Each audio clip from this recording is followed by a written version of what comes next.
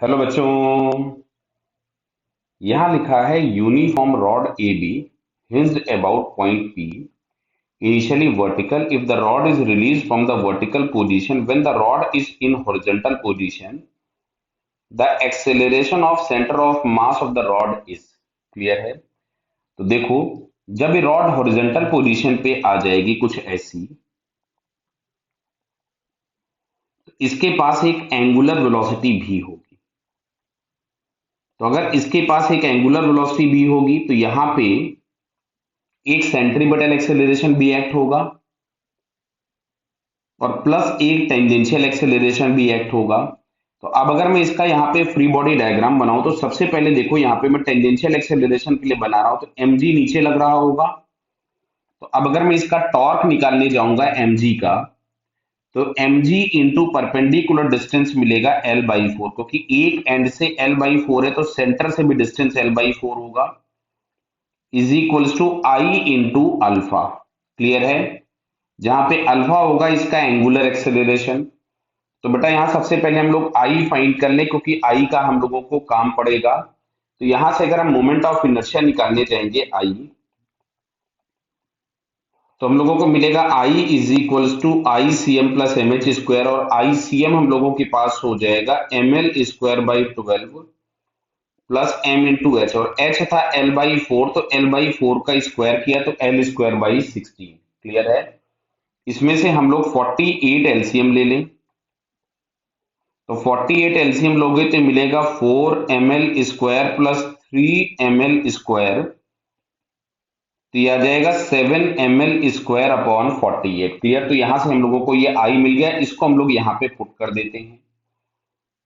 तो ये मिलता है M G L by four is equals to 7 M L square upon 48 into alpha. तो एम से एम निकल लिया, एल से एल निकल लेगा, इससे इसको हम यहां से 12 टाइम्स लिख सकते थे। तो अल्फा इज इक्वल्स टू आता है 12g अपॉन 7l बराबर है।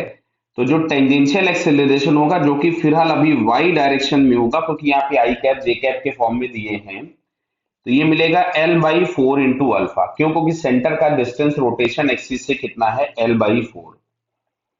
तो यहां से हम लोगों ने लिखा L by four into alpha, और अल्फा हम लोगों के पास था 12g अपॉन 7l। इस एल से एल कैंसिल हो गया, तो फाइनली हमको यहां से मिलता है 3g बाई सेवन, को मिलेगा माइनस जे कैप। तो 3g बाई सेवन अब हम लोगों को दो ऑप्शन में दिया है, फर्स्ट और फोर्थ में। क्लियर। तो अब हमको सेंट्रीपिटल निकालना ही पड़ेगा।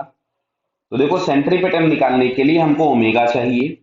तो इसका जो सेंटर ऑफ मास है वो आपके पास अभी एल बाई फोर डिस्टेंस पे है इस रेफरेंस से। मैं इसको ही रेफरेंस ले लेता हूं।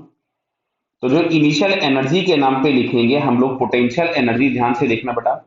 तो जो भी हमने पोटेंशियल एनर्जी लिखी होगी वो हम लोगों के पास इनिशियली मिलेगी M G L by four, और बाद में पूरी की पूरी काइनेटिक एनर्जी में कन्वर्ट हो जाएगी, मतलब हाफ आई ओमेगा स्क्वायर। तो M G L by four is equals to 1/2 I हम लोगों के पास आया था 7 M L square upon 48 into omega square. तो कुछ कुछ चीजें कैंसिल कर दीजिए, एम एल से एम एल कैंसिल कर दीजिए, और इसको यहां से हम लोग कैंसिल कर देते हैं वापस से 12 टाइम्स। तो देखो, हम ओमेगा स्क्वायर ही निकाल के रखें, तो omega square is equals to आ रहा है 12 इंटू टू हो जाएगा 24। ये हम लोगों के पास आ रहा है 24g अपॉन 7l। क्लियर।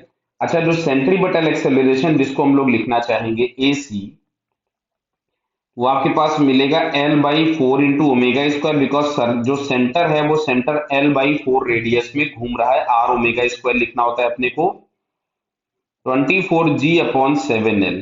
तो एल से एल कैंसिल हो गया, इससे फिर से चला गया कितना, 6 टाइम्स। तो ये मिलेगा आपके पास 6g बाई सेवन। कितना आया, 6g बाई सेवन। तो अब अगर हम लोग देखें तो इसका जो एक्सेलरेशन अगर हम लोग लिखेंगे, तो सेंट्रीपिटल एक्सेलरेशन जो था वो सेंटर की तरफ में लगेगा, मतलब एक्स एक्सिस के लॉन्ग। तो ये आना चाहिए 6g by seven minus I cap plus 3g by seven minus of J cap. तो ये जरा ऑप्शन चेक करते हैं। तो 6g by seven minus I cap, 3g by seven minus J cap, ये हम लोगों को बेटा फर्स्ट ऑप्शन में दिख रहा है। So finally its first answer is correct. Clear beta? Okay, all the best.